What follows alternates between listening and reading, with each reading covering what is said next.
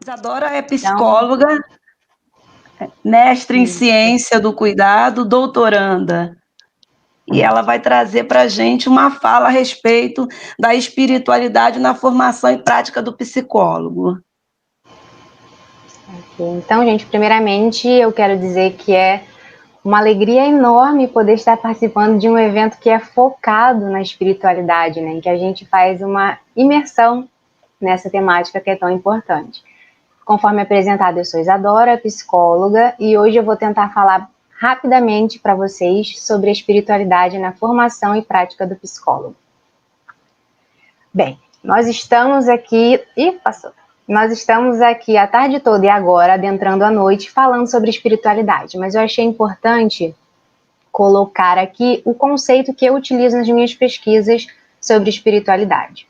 A espiritualidade é um campo muito maior do que o campo da religião, mas que o contém. É uma busca pessoal para encontro e a compreensão de respostas a questões fundamentais e finais da existência humana e tudo o que a compõe, e pode se estabelecer no relacionamento com si mesmo, com as pessoas, com a natureza e com o ser superior, conjunta individualmente de acordo com a forma singular que cada um é, com a perspectiva única de cada um é, atravessada pela sua subjetividade. Isso já foi exposto aqui, né? Que a espiritualidade tem 4 formas de se manifestar e elas podem acontecer juntas ou associadas, uma, duas, enfim, porque ateus e agnósticos também possuem espiritualidade. E aí, aqui eu faço uma rápida diferenciação entre espiritualidade e religião, porque há essa confusão. A espiritualidade é uma dimensão pessoal, né, que faz parte da essência humana, ou seja, no momento que você nasce, você já tem a espiritualidade ali com você. E ela media a relação com a vida como um todo, com tudo que faz parte da existência humana. Já a religião é uma dimensão institucional, ela está relacionada a uma instituição. E você pode ter ou não, né? Você não nasce com uma religião, você escolhe ao longo da sua vida se você vai praticar ou não uma religião. E ela faz a mediação da sua relação com o sagrado, né? Através dos rituais religiosos, você entra em contato com o sagrado, com o ser superior. Ambas, espiritualidade e religião, elas orientam o olhar de mundo dos indivíduos, os modos de ser e estar no mundo, valores morais, a ética. Elas propõem formas do cuidado de si, dos outros e do mundo. E assim elas são capazes também, por sua força, de influenciar a vida em sua integralidade, e aí isso inclui a saúde. Então, aqui eu trago o conceito de saúde, de acordo com a Organização Mundial da Saúde, o nosso principal órgão nessa área. A saúde é um estado dinâmico de completo bem-estar físico, mental, espiritual e social. Então, olha, se a gente parar para pensar, a própria OMS olha para a questão espiritual, coloca como uma dimensão para que haja a saúde. Então, por que a espiritualidade é negligenciada no cuidado em saúde? Por que para muitas profissões, e aí eu falo do que eu tenho experiência, que é a psicologia, por que é colocado como uma coisa negativa? Então, eu faço uma rápida trajetória da minha experiência com psicologia e espiritualidade. No momento em que eu estava fazendo a graduação em psicologia, eu pude perceber, né, por conta própria, essa negatividade associada à prática da espiritualidade. Que ela não é uma coisa positiva, que não vale a pena acolher quando o paciente traz isso na sua fala, que ela deve ser deixada de lado. Então, eu me interessei por estudar mais sobre isso e o meu TCC foi já nessa temática.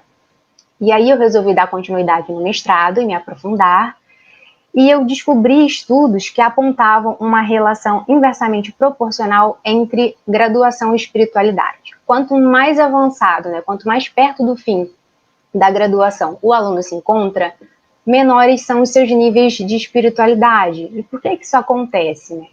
Então eu fui tentar descobrir, né, captar essa percepção dos formandos de psicologia acerca da espiritualidade.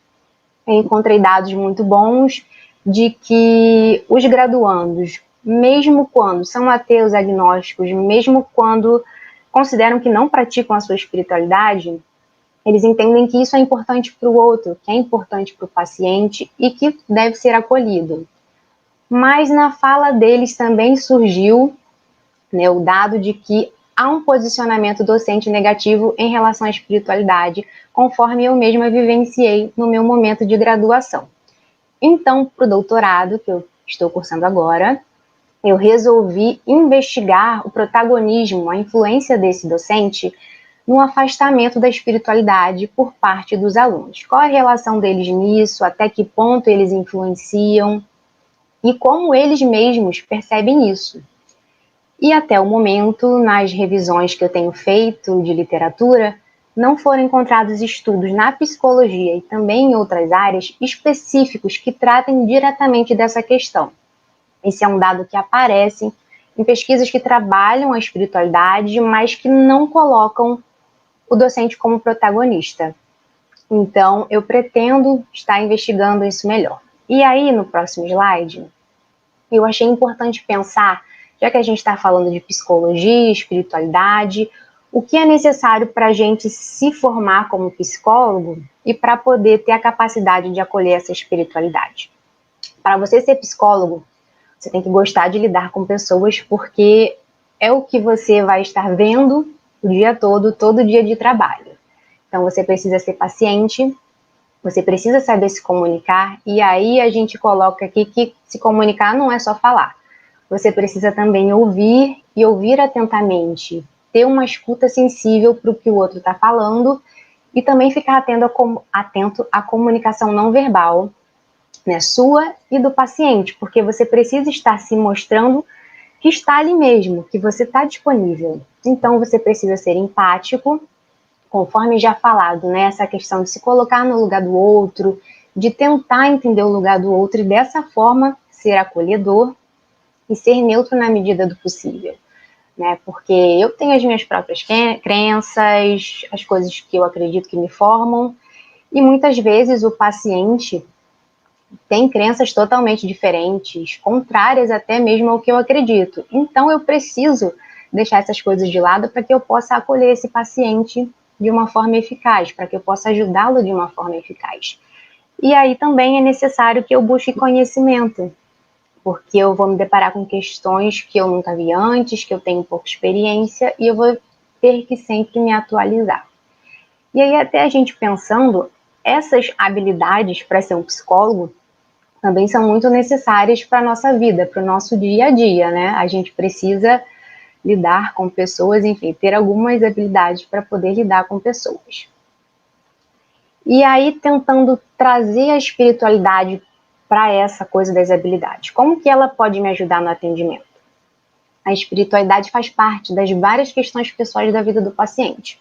Assim como a família é uma questão para o paciente, como é muito importante, que a gente não deixa de lado quando vai acolher um paciente, quando até vai conhecer uma pessoa, pensando na vida pessoal. A gente não deixa de lado isso, porque isso é importante, isso influencia a formação da pessoa, a forma como ela é, né, nos dias de hoje, atuais, é influência da família, né, e a espiritualidade também tem esse poder de influenciar, porque ela molda o olhar de mundo da pessoa. E acolhê-la também vai demonstrar que você aceita o paciente, o indivíduo, incondicionalmente, que você se interessa pela fala dele, por tudo que o forma, que você se preocupa com ele, que você está ali mesmo. E isso fortalece o vínculo que é estabelecido nessa relação profissional-paciente.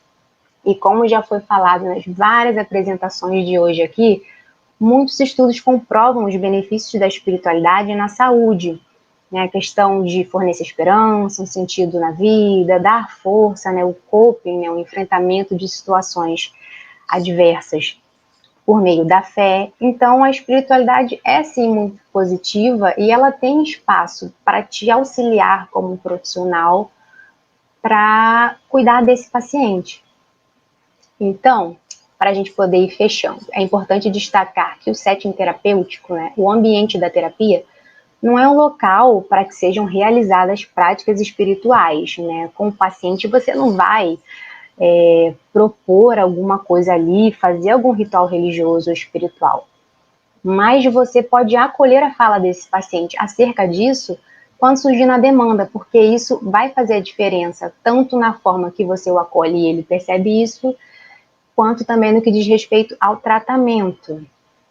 E nós somos seres complexos e distintos entre nós mesmos, né? Todo mundo tem suas crenças, enfim, as suas formações, nós somos diferentes. Então, eu preciso ouvir o outro, preciso me colocar no lugar do outro para poder entender o que ele quer dizer, o que ele quer falar, e eu preciso escutar. Então, por isso que eu coloquei aqui empatia todo dia. Esse deveria ser o lema, né, da nossa vida, porque as pessoas são diferentes. E hoje a gente vive num mundo, se a gente parar para pensar um pouquinho, as pessoas não conseguem conversar, não conseguem dialogar, porque eu tô certa, você tá errado, e não é para ser assim. A gente precisa encontrar um equilíbrio. Tem espaço para as ideias de todo mundo, para os pensamentos de todo mundo, e a gente precisa tentar deixar o outro falar um pouquinho, tentar entender esse lugar dele, que não é o nosso, mas a gente pode fazer essa tentativa. E aí aqui para vocês eu deixo alguns estudiosos da espiritualidade, né? 2 brasileiros, 3 norte-americanos. Tem trabalhos maravilhosos sobre a espiritualidade, a influência na saúde, para vocês estarem pesquisando um pouquinho. E aqui eu deixo o meu contato, meu e-mail, meu Instagram profissional, para vocês falarem comigo, tirarem dúvidas, enfim, que vocês precisarem, eu me coloco à disposição. Então é isso, muito obrigada pela oportunidade e até a próxima. Obrigada, Isadora. Vamos aproveitar, né?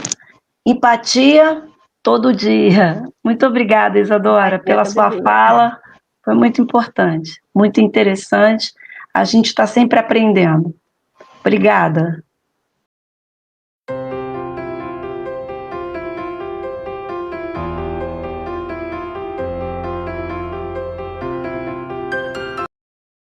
Ouvi o professor Marcos Andrade Silva, enfermeiro obstetrícia. Oi, está me ouvindo? Oi, boa noite. Boa noite. Como vai? Bom, com muito prazer que eu agradeço a oportunidade de estar participando do 6º Simpósio Internacional de Espiritualidade no Campo da Saúde. Um evento que a gente já vem aí participando já nos últimos anos, nos anos mais recentes. Está sendo um prazer muito grande. Eu gostaria de agradecer a professora Eliane Ramos Pereira, a professora Rose Rosa, a Janaína também, que está aí na organização, por conta dessa condução maravilhosa do evento, e gostaria de estar, assim, externando a minha satisfação de estar vendo aqui, nesse ano pandêmico, muitas pessoas aí que eu já não estava vendo já há algum tempo. Então, estou vendo aí agora a Rita, tive a oportunidade de ver Ticiane, assistindo aí o professor Eduardo, a própria Angélica, e estamos nesse evento internacional, onde estamos tendo a participação aí de brasileiros, colombianos, peruanos, enfim. Então, eu estarei abordando aí o tema que é o divino e o fraternal, do cuidado de si na espiritualidade. Eu acho que o pessoal que está com os slides aí vai estar colocando para a gente prosseguir. Tá. Isso. Chegou, tá lá. Chegou. Então é o divino e o fraternal, cuidado de si na espiritualidade. Por que eu estou abordando esse tema? Por algumas razões.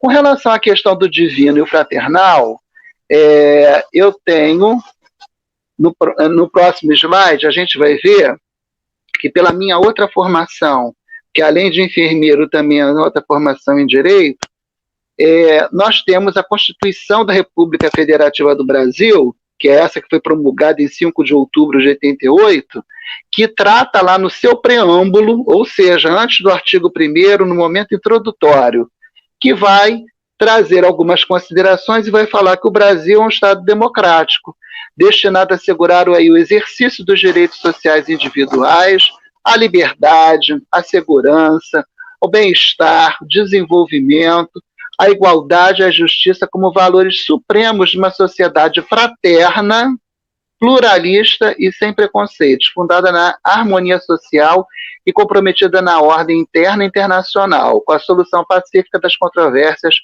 Promulgamos sob a proteção de Deus a seguinte Constituição, que é quando ela foi promulgada. Então, a gente vê que já no preâmbulo da nossa Constituição, que é a nossa Carta Magna, já aborda a questão do fraterno e a questão da proteção de Deus.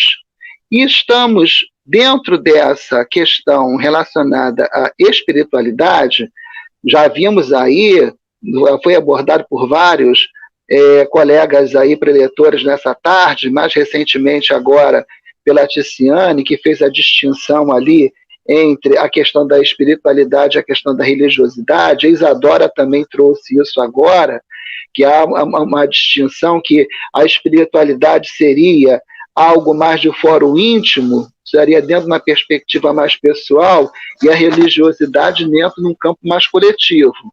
Mas, independente do credo, a gente vê que na nossa Carta Magna há essa referência em relação à questão aí do divino e a questão do fraternal. No próximo, nós estaremos vendo que, na realidade, a nossa Constituição, que nós tivemos algumas constituições na trajetória do nosso país é um país recente, que só tem aí, está no 6º século da sua organização enquanto país, porque antes ele já existia, no momento em que foi encontrado aqui, mas essa construção não é somente uma construção brasileira, é uma construção mundial. Nós temos também, por conta da construção mundial, uma série de divergências, comprometimentos, uma série de transtornos que ocorreram aí no decorrer dos últimos séculos, sobretudo em meados do século XX, quando a gente teve, por ocasião da Segunda Grande Guerra Mundial, nós tivemos, depois disso, a Organização das Nações Unidas, da ONU, onde a Organização Mundial da Saúde ela vem a ser uma das ramificações da ONU, que já foram utilizados conceitos aqui por colegas relacionados à questão da Organização Mundial da Saúde e as questões da espiritualidade que é abordada.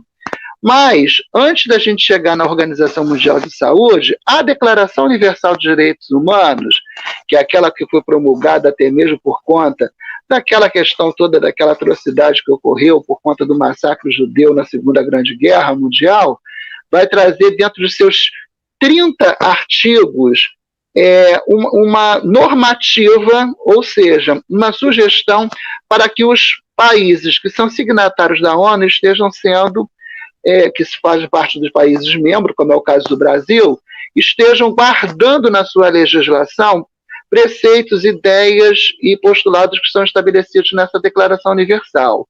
E aí eu trouxe para a gente, para esse momento, 3 artigos, e o artigo 2, ele vai falar que todo ser humano tem a capacidade para gozar os direitos, a liberdade, e aí dentre essas questões genéricas, amplas, vai falar em relação à questão aí, do espiritual, a questão dessa instância. No 16 vai falar em relação à questão de homens e mulheres de maior idade, que têm os direitos que são ali os fundamentais deles, e vai trazer no artigo 18 que todo ser humano tem direito à liberdade de pensamento, consciência e religião. Esse direito inclui a liberdade de mudar de religião ou crença, a liberdade de manifestar essa religião, crença pelo ensino, etc. Ou seja, a questão da religiosidade, que até foi tangenciada nesta tarde em muitas falas, como sendo um dos caminhos, uma das modalidades, uma das formas de exercício espiritual, é prevista numa Declaração Universal dos Direitos Humanos. No próximo, nós vamos ver que também faz parte aí do meu tema, da minha apresentação de hoje, que a gente fala da questão do divino e o fraternal, cuidado de si na espiritualidade. Com relação ao cuidado de si, eu estou trazendo aí uma distinção, o que é o autocuidado e o cuidado de si.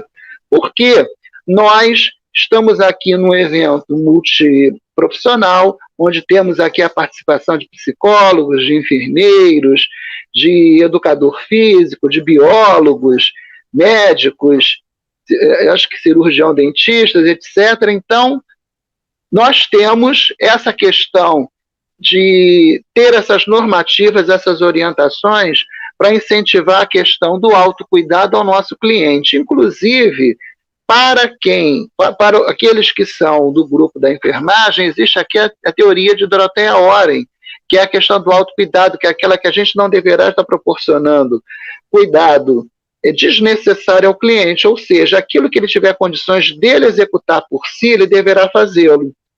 Estou reforçando essa distinção na minha fala hoje do autocuidado e do cuidado de si, porque o cuidado de si é uma outra instância, uma outra perspectiva.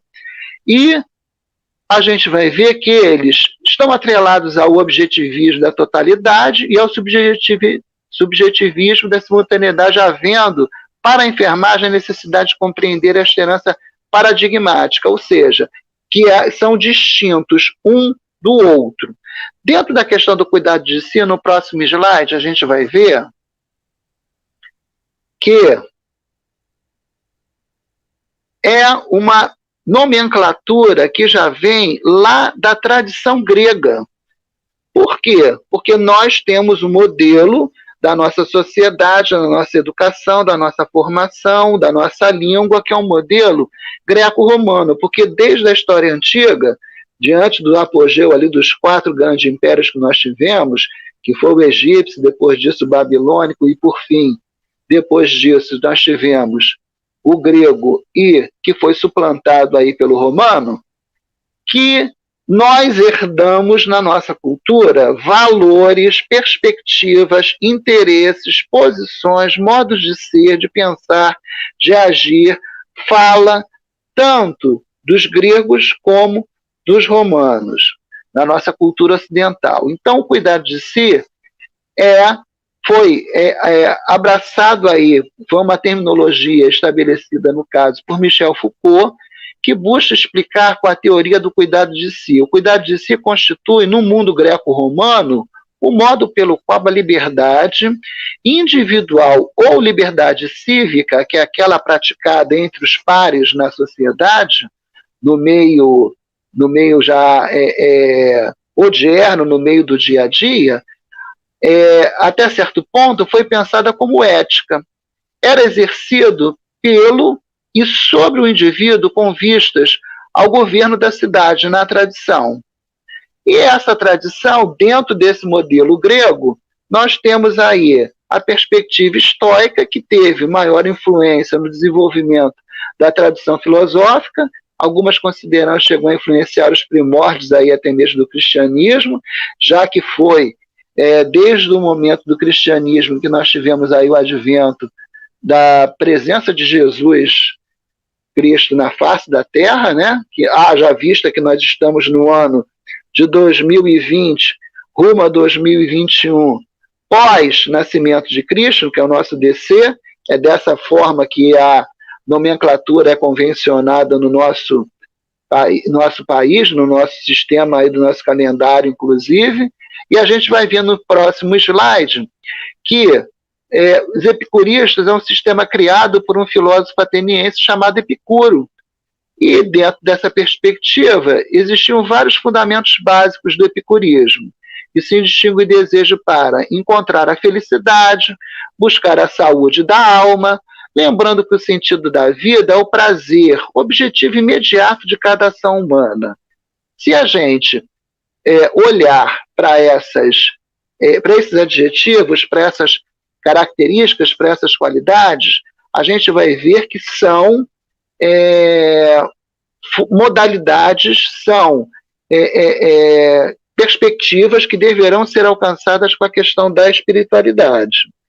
Na modernidade, que é o nosso caso, nós estamos agora, inclusive, até mesmo alguns estudiosos da área da história já sinalizam que nós estaríamos atravessando já até a mesma fase da pós-modernidade, se bem que entre a Idade Moderna e a pós-modernidade nós teríamos aí a contemporânea. Mas, enfim, que nós estaríamos, alguns estudiosos sinalizam que a pós-modernidade ela estaria sendo posterior já à Segunda Grande Guerra Mundial. Outros sinalizam que seria após a queda da cortina de ferro, por conta ali daquele bloco socialista que a gente tinha representado pela União das Repúblicas Socialistas Soviéticas, que já, com o movimento da queda do Muro de Berlim, na realidade já estabeleceu-se um outro modelo em relação ao bloco socialista e o bloco capitalista. Outros estudiosos sinalizam isso, mas dentro em breve a gente vai estar vendo aí, dentro de futuros próximos, se essa nomenclatura realmente de pós-modernidade estará sendo estabelecida. Então as práticas são extremamente centradas no próprio indivíduo, ou seja, dentro dessa perspectiva aí, também que remete à questão da religiosidade. No próximo, a gente vai ver que a importância do cuidado de si, nós estaremos identificando que o cuidar de si não significa não significa negar cuidados aos outros. Então, pessoas que ficam com conflitos, que ficam com esses valores éticos, valores morais, achando que precisa estar abrindo mão de si por conta do outro, não. Cuidar de si não significa negar cuidados ao outro.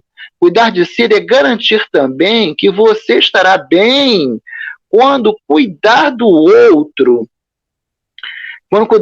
for preciso. Ou seja, você precisa estar em condições para que você tenha condições também de estar acompanhando, orientando, estimulando, porque dentro dessa perspectiva espiritual, há necessidade de você também estar atento para questões voltadas para a sua espiritualidade também. Porque não é uma instância física, um cuidado, um procedimento mecânico onde você vai chegar com uma medicação, um componente, uma substância, um equipamento, um catéter, vai chegar e mecanicamente vai introduzir na relação. Não é isso. Você precisa também estar dentro de uma perspectiva espiritual para você estar voltado, você se abrir aí para aquilo que faz parte do todo que é o cliente, faz parte do todo que é você, que você não é somente uma instância física. Você também tem a questão aí abstrata, tem a questão emocional, a questão sentimental, a questão espiritual. E cuidar não significa sacrifício. No próximo slide a gente vai ver que como é que o Foucault apresenta o cuidado de si. Então ele vai constituir o sujeito, é importante estabelecer uma intensidade de relações de si para consigo, em que o sujeito consiga tomar a si mesmo como objeto de conhecimento e ação, que através das relações de si possa transformar-se, corrigir-se, purificar-se, etc. Ou seja, então não era aquela instância, aquela perspectiva de que só saía de si para o outro. Há necessidade também de você estar atento a essa perspectiva. No próximo a gente vai ver que a exegese de si configura-se como hermenêutica do método interpretativo, porque eu trabalhei na tese de doutoramento do programa de Ciências do Cuidado em Saúde, a questão aí da hermenêutica do sujeito de Foucault, que foi a maneira como os dados que foram coletados, eles foram analisados, eles foram interpretados. Então a hermenêutica aí, como método interpretativo, é o da decifração dos processos e movimentos secretos que se desenrolam na alma, dos quais é preciso apreender a origem, a meta, a forma, conforme estabelece Foucault em sua obra.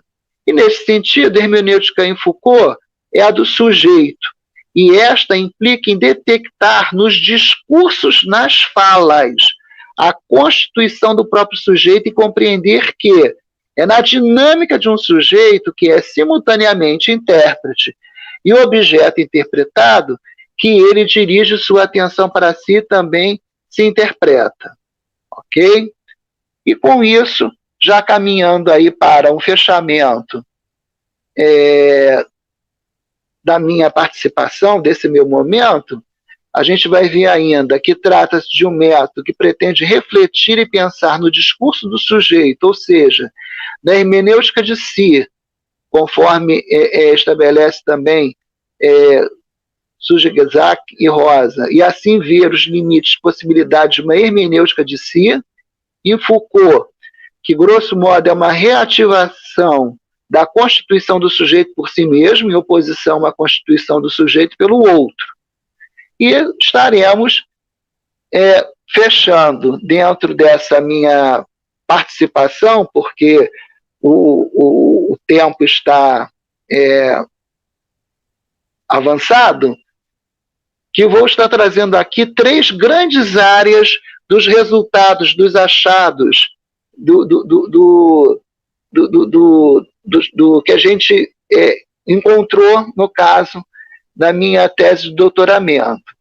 Então a gente vai trazer como 3, dentro dessas 3 grandes áreas aí que a gente vai estar abordando, das categorias, há subcategorias também, porque na realidade eu trabalhei com o depoente, ele era o profissional de saúde, por conta da minha trajetória na área de saúde ocupacional, de saúde do trabalhador também, e por conta disso ocorreu essa situação da gente detectar como que estaria essa questão aí, dessa instância do cuidado de si, nestes trabalhadores, ou seja, esse cuidado Foucaultiano que é o cuidado ético.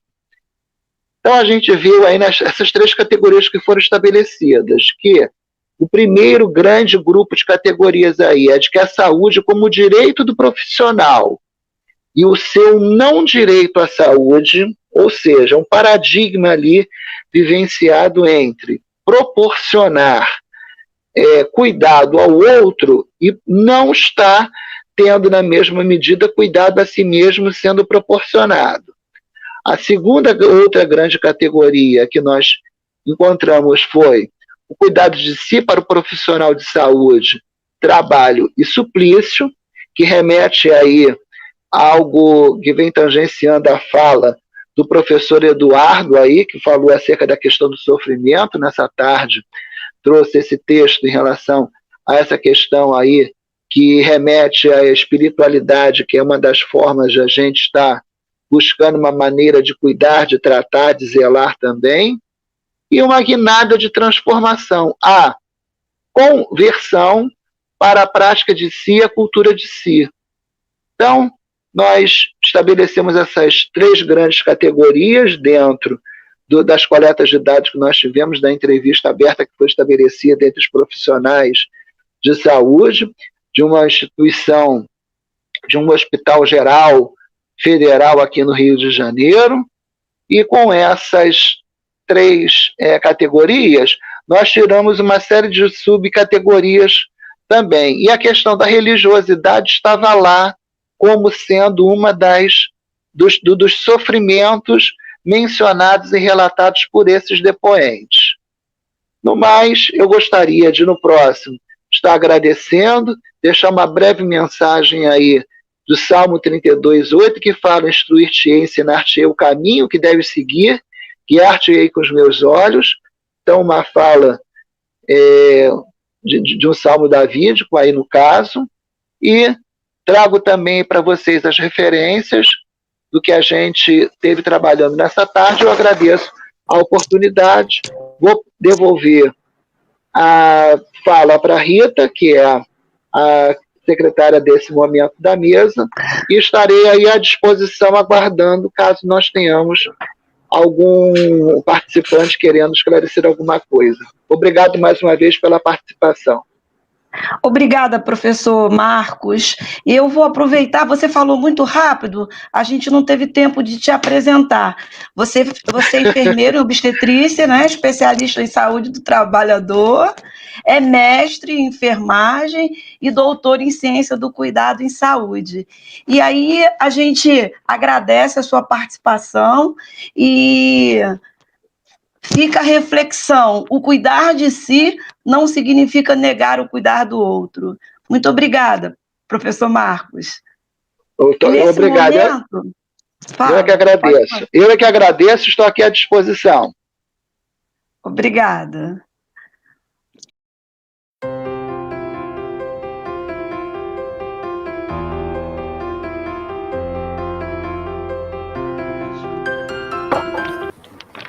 Sérgio Henrique da Silva Melo, filósofo, enfermeiro, pós-graduado em enfermagem gerontológica, mestre em ciência do cuidado em saúde.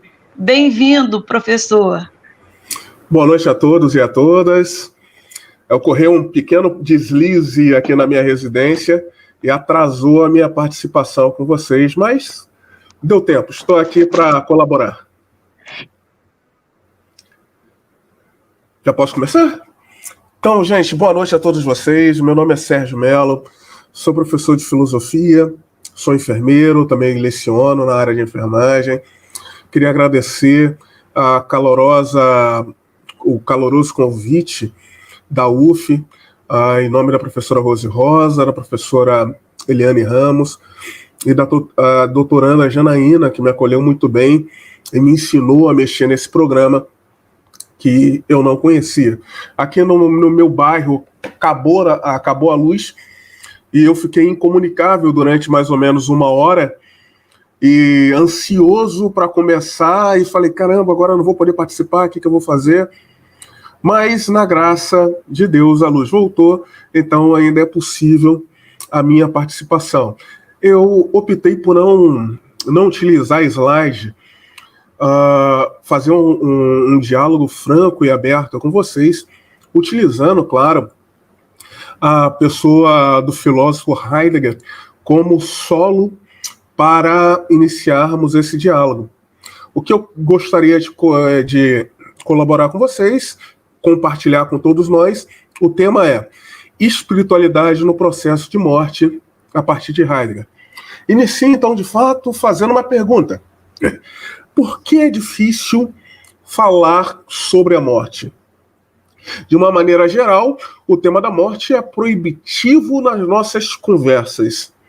Não é comum, num diálogo entre amigos, mesmo virtualmente, o tema da morte ser abordado como algo natural, como um diálogo possível de ser retirado algum proveito e, com isso, alguma sabedoria para aqueles que dialogam. O professor Marcos trouxe muito bem o que eu pude ver. Eu peguei aí os minutos finais da fala do professor Marcos. Parabéns. Ele veio trazendo um dos filósofos que eu mais gosto, Michel Foucault, e foi bem no ponto, Marcos. E também citou o filósofo clássico Epicuro. Epicuro tinha uma frase bastante simples, mas bastante profunda.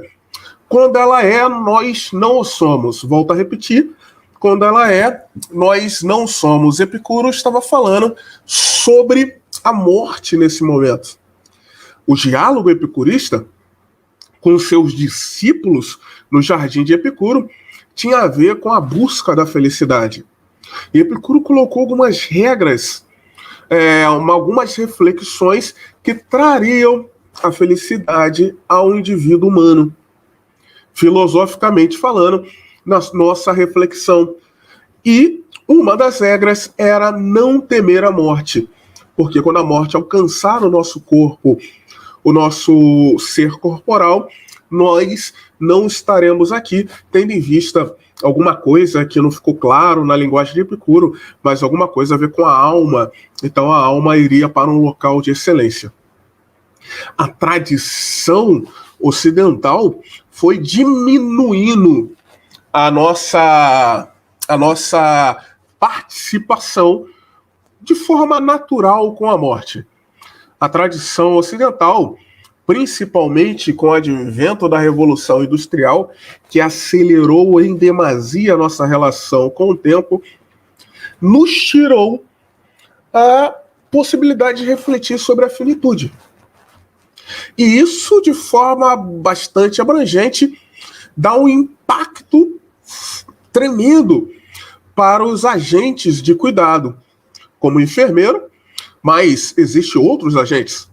Veja que numa unidade hospitalar, de médio ou grande porte, até de pequeno porte, nós temos outros agentes que pouco falamos. Por exemplo, o pessoal da limpeza. Vocês já pensaram como a equipe de limpeza sente em sua alma a morte dos pacientes? O fenômeno da morte diário no hospital, como impacta a equipe de limpeza? A equipe de segurança, que são agentes de saúde, mas são agentes meio colocado a escanteio na maioria das reflexões. Como o fenômeno da morte toca o estagiário ou a estagiária, o enfermeiro ou a enfermeira novato ou técnico que ali está.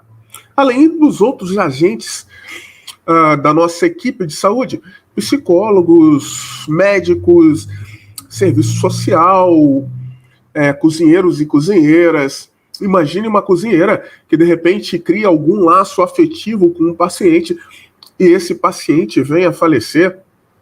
É muito provável que ninguém irá dialogar com essa enfermeira, com essa cozinheira, perdão. O fenômeno da morte, ele foi colocado cada vez mais. Quanto mais veloz é a nossa forma de lidar com o mundo, menos falamos sobre a finitude.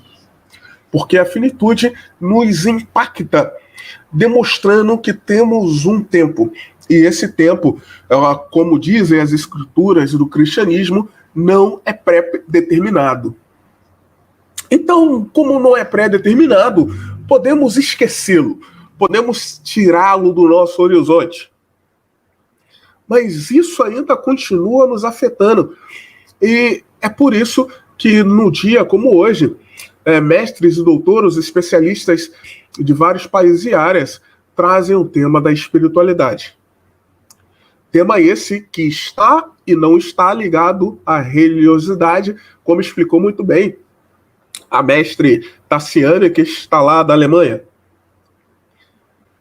A espiritualidade é uma aproximação com o sagrado.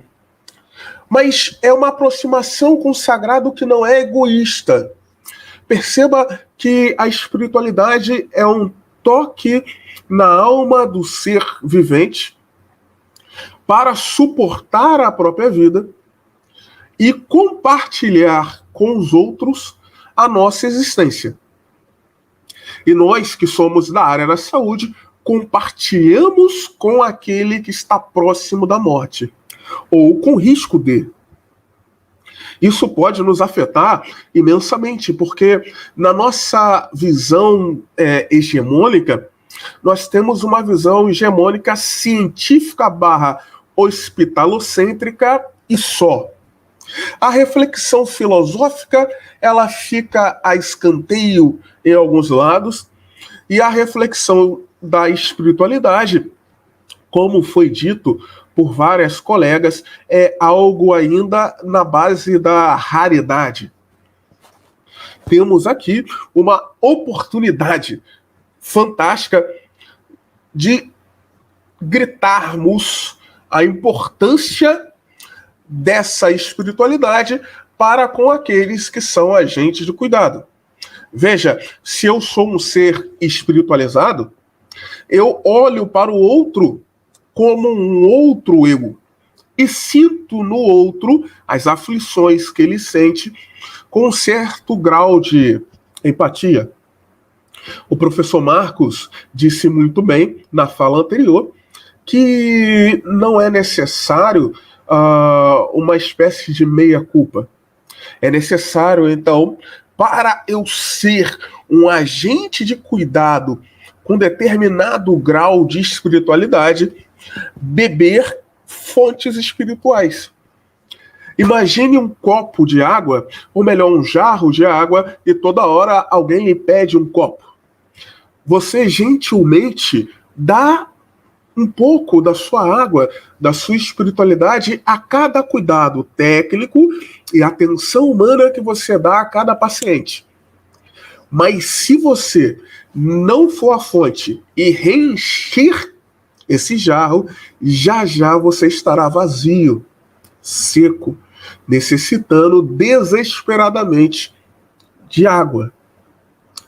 Então, a espiritualidade pressupõe uma busca constante, porque não é uma mágica, mas na correria da tecnicidade, na correria de milhares de pacientes, de dezenas de pacientes, de pessoas sofrendo, que devemos atender a espiritualidade, pautada no cuidado de si e no cuidado do próximo, tem que ser um estilo de vida. Tem que ser um propósito da existência. Tem que ser uma escuta, uma reflexão e uma meditação. A escuta nos faz conhecer a aflição e as necessidades do outro, da outra. E talvez escutar a si mesmo. A reflexão traz uma racionalidade àquilo que foi ouvido, uma compreensão racional daquilo que está ao ouvido dos nossos canais auditivos. E a meditação dá uma certeza espiritual do que deve ser realizado. Existem várias tradições religiosas que buscam na meditação essa função. A tradição budista, a tradição cristã católica mais tradicional, a tradição islâmica, existe várias relações com o momento de silenciar. E é nesse momento que você se dá para silenciar que você enche a sua jarra. Perceba, a ação do cuidado para com o outro deve ser uma junção da técnica com a atenção verdadeira às necessidades. As necessidades que o ser aí, ou seja, o ser que compartilha contigo aquele momento, como profissional da saúde, necessita de você. Sabemos, como muitos falaram de cuidados paliativos, que vários daqueles pacientes não terão a cura fisiológica. Infelizmente, não será possível.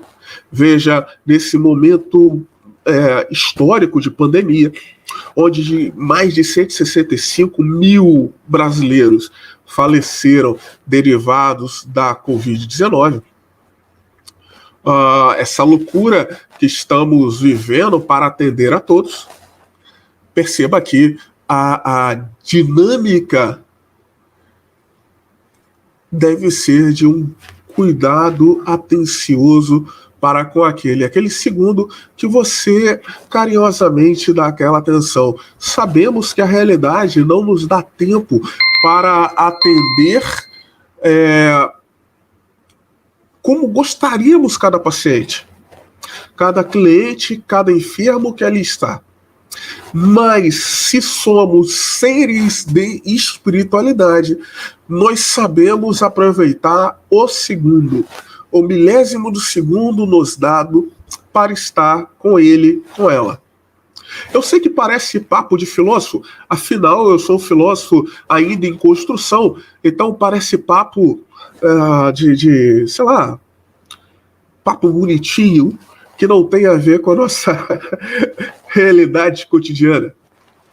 Mas esse papo é um papo de chamar, ousa dizer, de chamamento à mudança da realidade, à mudança daquilo que aí está, a mudança de paradigma, a mudança onde, na grande realidade, essa mudança é uma sinergia entre a técnica científica, a espiritualidade e a humanidade filosófica, para assim gerarmos um cuidado verdadeiro, como, de certa forma, descreveu a professora Vera Waldron e o professor teólogo Leonardo Boff. Como descreve de forma bastante rigorosa e até bastante difícil de entender o filósofo Martin Heidegger. Para Heidegger, o cuidado para com o outro o cuidado para as dimensões das relações que temos, é uma espécie, ele não usa o termo essencialidade, mas para nos aproximarmos, é uma espécie de essencialidade do indivíduo humano. Eu sei que às vezes chegamos no universo do trabalho cansado das nossas cargas pessoais. Isso é normal. Mas vamos ser sinceros. O paciente, o cliente que ali está, o enfermo que ele está assustado, porque ninguém quer estar em unidades hospitalares, ele precisa que superemos esse momento. E se somos agentes da espiritualidade, vamos conseguir ir até a jarra e colher a água necessária para matar a sede daqueles que ali estão. Infelizmente, devido à minha falta de luz, eu tenho que dar aula daqui a 3 minutos. Então, eu agradeço muitíssimo o convite, a participação. Espero que esse momento de reflexão que estou tendo com vocês possa ter, de alguma forma, ajudado. Quero muito, mais uma vez, agradecer a professora Rose Rosa e a professora Eliana Ramos. E a querida Rita Ferreira, que aí está, que há tempo não vejo esse rosto carinhoso e sempre sorridente e sempre disposto a ajudar as outras pessoas com a sua competência. Espero ter ajudado. Paz e bem a todos, e qualquer coisa estamos aqui para colaborar, mas não vou poder ficar para aguardar alguma pergunta, alguma coisa. Eu permito que, se alguém tem alguma pergunta, eu permito que dê meu número no WhatsApp, então a pessoa pode me mandar um WhatsApp e entramos em diálogo se for necessário. Tá bom? Professor Sérgio, a gente que agradece o seu carinho, o seu tempo, e foi muito gratificante. Você trouxe uma fala que eu faço questão de ressaltar aqui. Nós estamos aqui desde as 14 horas, nos saciando, nos alimentando dessa temática tão importante que é a espiritualidade. E você trouxe uma analogia com a água é vida. Isso. E a gente entende que se nós não pararmos para refletir na questão espiritual, não tem vida. Muito obrigada. Boa noite. Boa aula. Boa noite. Boa noite a todos vocês. Muitíssimo obrigado. Fique com Deus. Tchau, tchau. E continue esse belo trabalho que a UF faz de forma excelente. Tchau.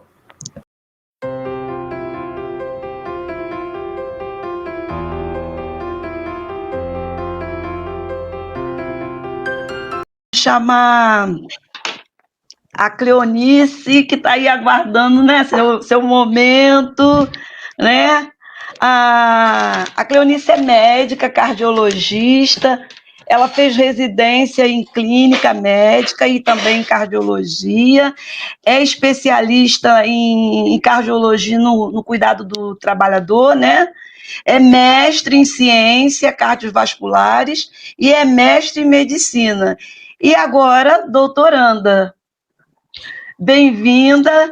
Você vai falar a respeito da espiritualidade da medicina cardiovascular e nós estamos aqui, assim, deleitando. Fica à vontade. Eu agradeço a oportunidade de estar aqui na pessoa da organização e, ao adiantado da hora, vamos começar, né, aos heróis da resistência. Eu peço que alguém faça os slides.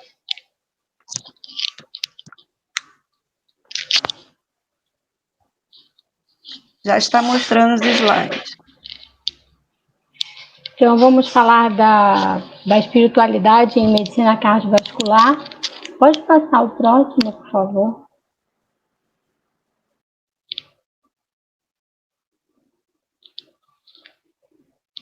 Pode passar o próximo.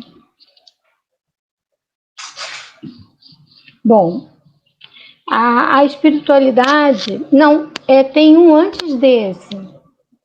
Tem um antes desse, isso. A espiritualidade é um conceito, como todo mundo já falou, né? Um conceito um pouco difícil, de difícil definição, porque existe uma mistura muito grande entre espiritualidade e religiosidade. Os profissionais de cuidado paliativos, juntamente com os profissionais de capelania, tentaram, então, fazer um conceito, né? Então, eles começam a definir como um aspecto dinâmico e intrínseco da humanidade, pelo qual as pessoas buscam significado, propósito, transcendência e experimentam relacionamento com o eu, a família, os outros, a comunidade, a sociedade, a natureza e o significativo ou sagrado.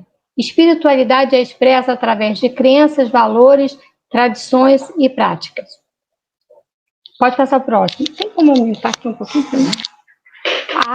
Então... obrigada. Então, eu venho trazendo hoje a atualização da diretriz de prevenção cardiovascular da Sociedade Brasileira de Cardiologia, que no ano passado, em 2019, resolveu então dedicar um capítulo da sua diretriz para falar de espiritualidade. E aí deu um tom muito sério a nós, né, os cardiologistas, chamando muito a atenção sobre a espiritualidade. E lá na Sociedade Brasileira de Cardiologia foi criado um grupo de estudos em espiritualidade e medicina cardiovascular, e esse grupo, então, definiu espiritualidade como um conjunto de valores morais, mentais e emocionais que norteiam pensamentos, comportamentos e atitudes nas circunstâncias da vida, de relacionamento intra e interpessoal. O aspecto de ser motivado ou não pela vontade e ser passível de observação e de mensuração em todos os indivíduos, independente de afiliação religiosa, que inclui ateu, agnóstico, ou mesmo aqueles com afiliação religiosa, porém, sem observação e prática da mesma. Próximo, por favor. Então, como a gente vai fazer, né, para sistematizar a espiritualidade dentro da medicina cardiovascular? Então, nós temos a anamnese espiritual e as escalas para medir religiosidade e espiritualidade. Então, a anamnese espiritual consta de um conjunto de perguntas feitas ao paciente para que ele compartilhe seus valores espirituais e religiosos de forma a identificar possíveis questões espirituais que possam contribuir ou prejudicar a terapêutica, como também quais os sentimentos são utilizados no cotidiano, na vida de relação, sejam esses positivos, os edificantes, ou os negativos não edificantes. Essa anamnese, ela deve ser centrada no paciente, guiada pela espiritualidade do paciente e deve ser parte integrante da história clínica. Então, ela deve ser obtida junto a todos os pacientes que procuram atendimento médico, especialmente os internados com doenças graves, crônicas, progressivas ou debilitantes. E por que abordar, então, a espiritualidade e a religiosidade? Porque ela influencia na forma do enfrentamento, ajuda o paciente a lidar com a sua doença. O paciente internado cronicamente, ou muito tempo de internação, ele está muito afastado das suas práticas religiosas. Então, isso vem ser um contributo muito positivo para ele, né? E as crenças pessoais podem afetar decisões e serem até mesmo conflitantes com o tratamento. Não? Nós sabemos que determinadas religiões têm determinadas posturas em determinados tratamentos, então, para que não haja conflito, é muito importante a gente saber o nível de espiritualidade e religiosidade desse paciente. E a maioria dos pacientes gostariam que o médico abordasse esse tema, melhorando a relação médico-paciente com a empatia e confiança. E aqui eu estendo não só para o médico, mas para todo profissional de saúde que lida diretamente com o paciente, é muito interessante abordar esse tema. Pronto. Quais são os objetivos da avaliação da espiritualidade e da religiosidade, então? Entender as crenças do paciente, identificar os aspectos que interferem nos cuidados de saúde, avaliar a força espiritual individual, familiar ou social que lhe permitirá enfrentar a doença, oferecer empatia e apoio, ajudá-lo a encontrar a aceitação da doença e identificar situações de conflito ou sofrimento espiritual que exigirão a avaliação por um profissional capacitado. Identificar sentimentos negativos como mágoa, ressentimento, falta de perdão, ingratidão, entre outros. E como vamos abordar a espiritualidade e a religiosidade? De forma sensível, sem promover a religião, não podemos falar na religião, né?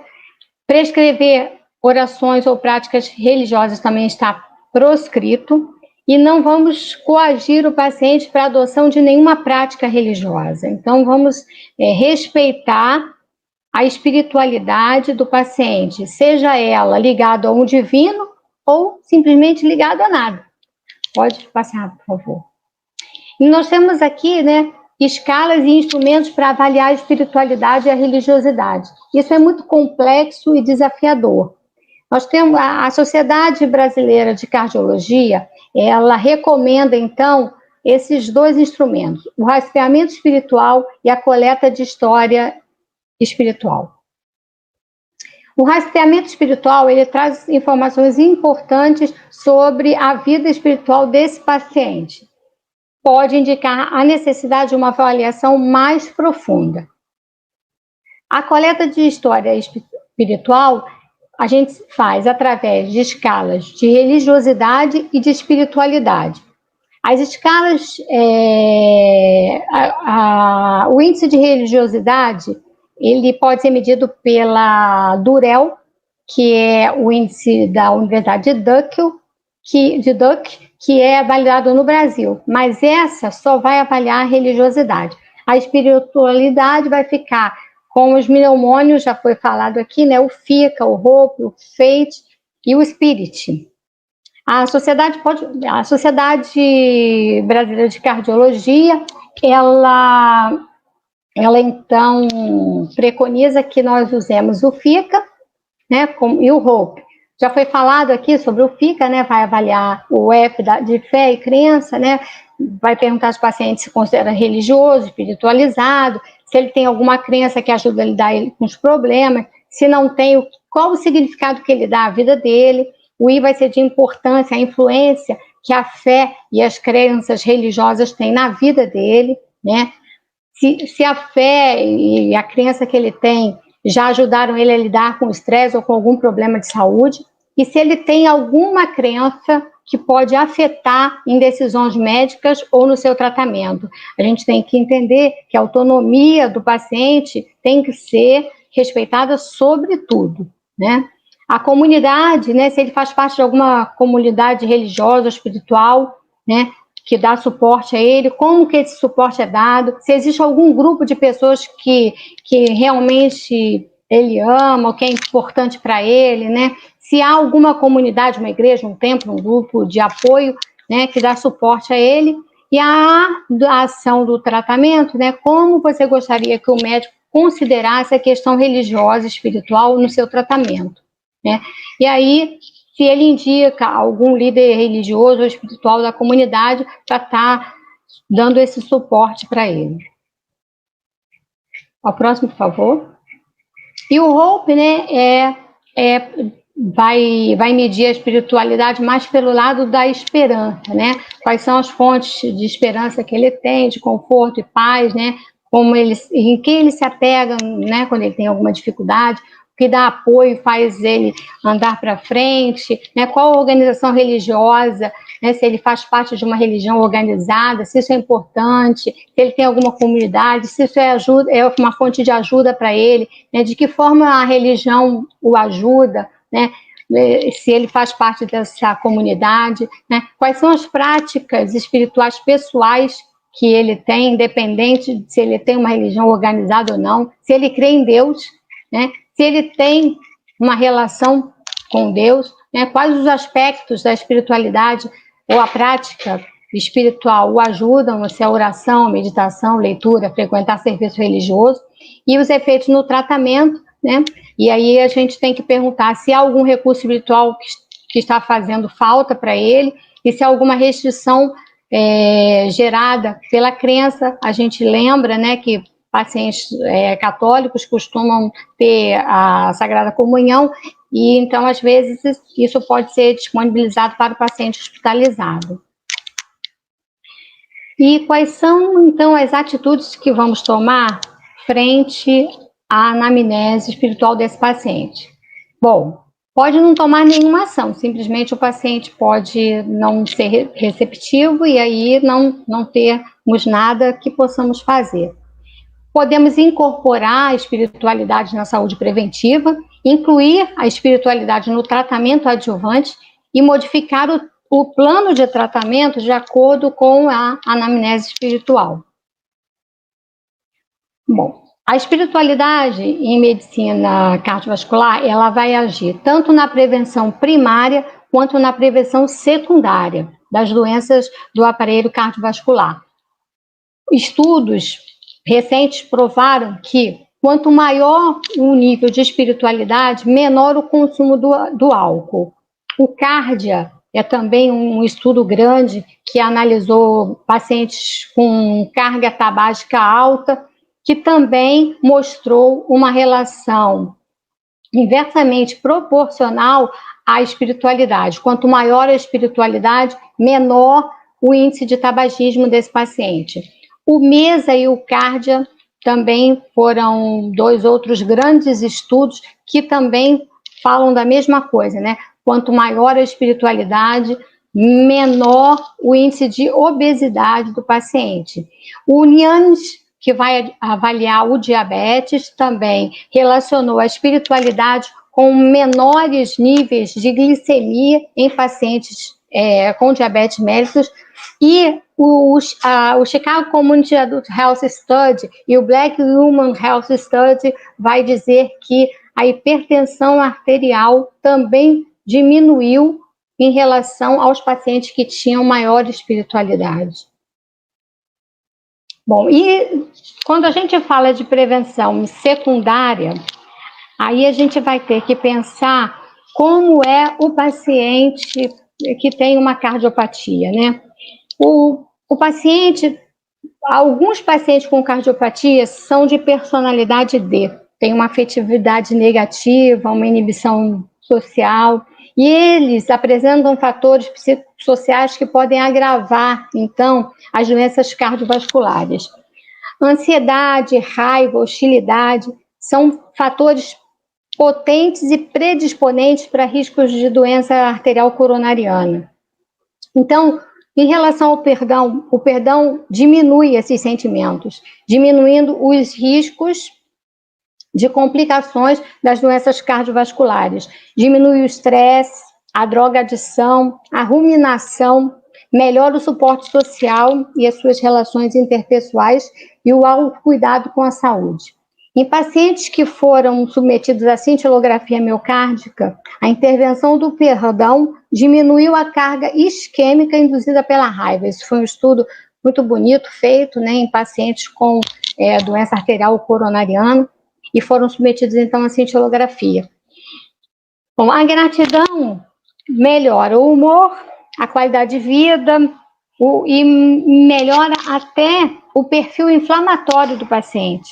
Então, deve-se estimular a gratidão com meditação, pensamentos correspondentes a fatos ou pessoas pelos quais o paciente é grato. Esse tipo de intervenção tem reduzido os níveis de marcadores inflamatórios. Então, esses estudos são todos feitos com base em estudos clínicos.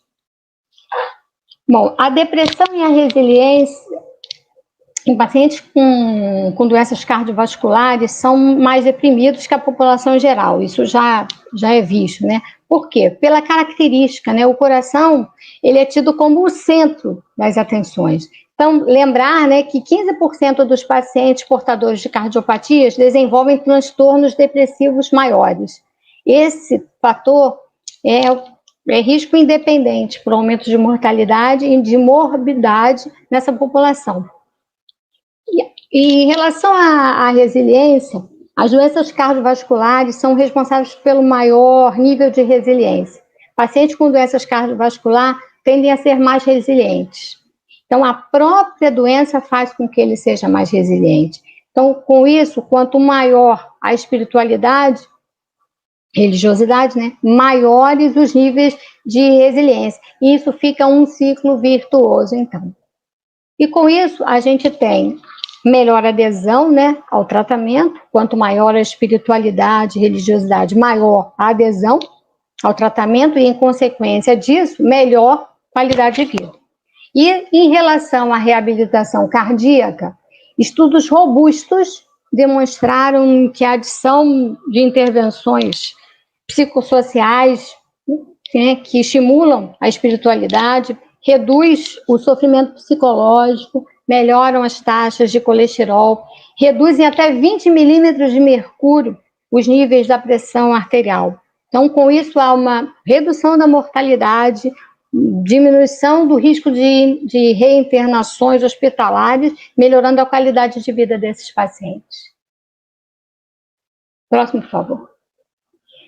Então, quais são as recomendações para a prática clínica? Então, os profissionais de saúde envolvidos no atendimento devem ter em mente que espiritualidade e religiosidade influenciam favoravelmente a capacidade de enfrentamento da doença. Lembrar sempre que o perfil de espiritualidade do profissional de saúde é trabalhar as crenças e a fé do paciente. Não é a minha, é a do paciente. Deve ser abordada em cada interação assistencial e por todos os profissionais de saúde. E avaliar o componente espiritual da dor total. A Cecília Saunders vai definir, né, quando ela define dor, ela define que a dor tem um componente espiritual. E, às vezes, esse componente espiritual seja mais potencialmente ligado com a dor do que a própria dor física que o paciente possa vir a ter, né? Em relação aos profissionais de saúde, né? Somos profissionais que lidamos com a compaixão. Então, tem que se desenvolver estratégias de treinamento, né, para a prática da nossa espiritualidade e a nossa religiosidade. Então, para quê? Para que com isso possa contribuir para o melhor senso de significado e objetivo no trabalho, para que nós possamos ter um bem-estar espiritual, com menor fadiga e redução do burnout. E aí, a abordagem da espiritualidade e a religiosidade na consulta médica, né, tem que se entender que o paciente se encontra numa situação de fragilidade, né? Então, a doença cardiovascular é uma doença, a gente não pode esquecer, o paciente com insuficiência cardíaca congestiva, uma classe funcional entre 3 e 4, ele tem uma altíssima taxa de mortalidade. 50% dos pacientes morrem antes de completar 5 anos do diagnóstico. Então, é uma doença muito séria, uma doença grave, e esses pacientes percebem isso pelos sintomas de espineia, falta de ar, cansaço. O paciente sente que ele está muito fragilizado. Então, temos que ser mais sensível, entender que esse paciente tem altos níveis de estresse, né? Isso daí aumenta muito a complexidade, né? São muitas as variáveis envolvidas, né? E isso pode gerar algum conflito. Então, às vezes na primeira escuta não dá, a gente vai tentando lembrar que é um paciente muito fragilizado, né? Então, os conceitos envolvendo a medicina baseada em evidências têm sido também aplicado no domínio da espiritualidade. Em cardiologia, a gente lida muito com a medicina baseada em evidências. E também a última diretriz aí de atualização, ela elenca uma série de fatores para que a gente possa estar usando em medicina baseada em evidência. Eu não trouxe a tabela aqui porque eu não achei necessário, mas quem quiser acessar, está na atualização da diretriz de prevenção cardiovascular da Sociedade Brasileira de Cardiologia. E o grupo de estudo Espiritual e Medicina Cardiovascular da Sociedade Brasileira de Cardiologia reúne, então, as recomendações que podem ser úteis para o aprimoramento da prática cardiológica em nosso país. Próximo, por favor. E eu gostaria de deixar aqui, então, uma frase do Antoine de Saint-Exupéry, quando ele fala que, no fundo, existe apenas um único problema nesse mundo: como fazer com que o homem encontre de novo o sentido espiritual da vida? Como provocar em nós mesmos para que retomemos o caminho que nos faz olhar nossas próprias almas? E era isso que eu gostaria de falar com vocês. O próximo. Então, eu agradeço a todos aí, a organização, a Janaína, as minhas orientadoras, professora Rose, professora Eliane, a Rita, que está mediando essa mesa, todos os nossos colegas e todos os que conseguiram ficar até agora como heróis da resistência aí para ouvir um pouquinho daquilo que a gente tinha para falar. Muito obrigada a todos. Nós que agradecemos, e fica a seguinte frase, né? Quando fazemos da espiritualidade um estilo de vida, vivemos saúde, vivemos melhor. Obrigada, Cleonice, pela sua fala, foi muito importante, foi muito gratificante. Obrigada. Eu que agradeço. Agora eu gostaria de agradecer no coletivo a todos que participaram da mesa e voltar a palavra à minha colega, a Juliana, a doutoranda Juliana, que estará fechando esse momento para a gente aqui da mesa. Boa noite a todos. Boa noite, Rita, obrigada aí pela mediação dessa mesa, obrigada a todos os convidados, doutoranda Isadora, doutoranda Cleonice, amigas aí da nossa jornada de doutorado, ao professor Marcos, muito obrigada também pela sua fala. Nós estamos chegando ao final do nosso evento, dessa tarde, dessa noite que foi surpreendente. Foi uma tarde e noite muito acolhedora, com muitas reflexões. Então, uma gratidão imensa por todos os palestrantes e participantes que ficaram conosco até esse momento. Eu convido agora as idealizadoras desse evento, nossas queridas e amadas professoras, orientadoras, líderes dos núcleos de pesquisa, Quality e Filosofia e Saúde e Educação Humanizada, para fazer um encerramento, para fechar esse nosso momento maravilhoso do 6º SINEX, Simpósio Internacional da Espiritualidade no Campo de Prevenção à Saúde. Eu quero agradecer muito a todos que estão aqui ainda nos acompanhando nesse grande evento. Foi uma jornada maravilhosa de crescimento e de trocas de conhecimento, de pesquisas, investigações científicas. E para nós é uma honra muito grande, e nós queremos passar a palavra para a professora Rose, e depois estarei também para finalizar e agradecer a todos. Então, o meu sentimento é assim, de crescimento e gratidão. Gratidão por essa tarde e noite maravilhosa, né, que a gente, pelo menos eu, nem vi passar. Eu creio assim que eu aprendi muito mesmo com cada fala. Estou aqui, sabe, com meu caderninho, anotando tudo. Até brinquei com a professora Eliane, professora, eu quero colocar a sua conferência toda em prática, né? E também de cada participante. Eu agradeço a Deus, em primeiro lugar, como autor da vida, cada doutorando, cada mestrando, cada egresso, cada conferencista, cada pessoa, assim, né, que Deus nos fez reencontrar e encontrar, né? Então, nessa caminhada da vida, foi, assim, maravilhosa essa experiência de mais um SINEX. E, assim, contando sempre a parceria da professora Eliane, que foi a grande idealizadora da disciplina, do núcleo de pesquisa de espiritualidade, desbravadora internacional, e, sobretudo, é uma pessoa que pratica aquilo que fala. É muito importante, sabe, pessoal, a gente praticar aquilo que a gente fala. Então, eu fico muito feliz de poder caminhar do lado de uma pessoa como a professora Eliane, que é uma criatura que realmente, quem anda com ela sabe que ela pratica aquilo que ela fala.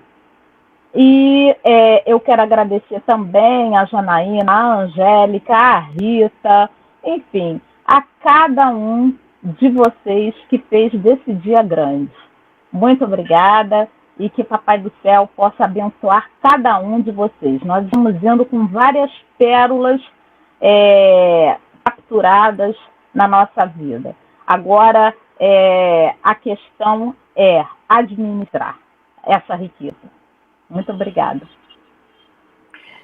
Obrigada, professora Rose, por essa parceria, por toda essa trajetória acadêmica juntas, né, no crescimento e compartilhamento dos conhecimentos no campo da espiritualidade. Esse evento, ele nasceu primeiramente no coração de Deus, eu creio nisso, porque nós precisamos atentar para a espiritualidade, nossa relação com o nosso self, com as pessoas, com a natureza e, sobretudo, com Deus. Nós temos que sempre ter um horário, um tempo a sós, para cultivar nossa vida espiritual com o nosso Deus, o Deus Supremo, o Ser Supremo. E é muito importante você iniciar nessa trajetória ou continuar firme nessa trajetória de espiritualidade. Esse é o nosso conselho, meu e da professora Rose, para todos vocês que estão conosco ainda nessa tarde. E nós queremos agradecer muito nossos preletores, né, a doutora Silvia Caldeira, de Portugal, o doutor Eduardo Campos, a doutora Cássia Queiro, o doutor Roberto Almada, de Itália, a mestre Ticiane, da Alemanha, a doutora Amélia Morilos, do Peru, e os nossos egressos e doutorandos, né, Sérgio Henrique, Isadora Pinto, Marcos Andrade Silva, Cleonilce, e também as nossas mediadoras maravilhosas, Janaína, Angélica, Rita. Para nós é uma alegria muito grande, e todos os que estão participando na comissão organizadora e os integrantes do nosso núcleo de pesquisa. Esse núcleo é trabalho conjunto, esse evento é trabalho conjunto de todos, no sentido de crescer e de estar contribuindo para o conhecimento científico, agregando valores às nossas profissões de saúde. Então, eu quero agradecer muito e dedicar a Deus a honra, né, e todo o meu carinho a todos vocês. Vamos crescendo juntos, vamos avançando no conhecimento, vamos avançando nas nossas propostas científicas, e vamos compartilhando, e no próximo ano temos mais, né, será o nosso 7º Cinex, né, que nós estamos já, a partir de agora, já programando, e com certeza será mais um crescimento. Então, agradeço a todos, e que Deus abençoe cada um de vocês, a vida de vocês, a sua vida tem valor, a vida de cada um, há um propósito especial, há um propósito maior, há um sentido na sua vida, né? E convido a Deus para estar com vocês, e que cada um possa fazer do seu trabalho um trabalho com sentido, uma vida com sentido, e que todos caminhemos de braços dados, né? Ajudando outros, abençoando outros, e que Deus nos proteja ainda nesse momento de doença, de pandemia, né? Mas eu creio que há um tempo novo para cada um de nós. Deus abençoe, viu? Agradeço muito a todos. Um abraço, Deus abençoe. Obrigada, professora Rose, e a todos.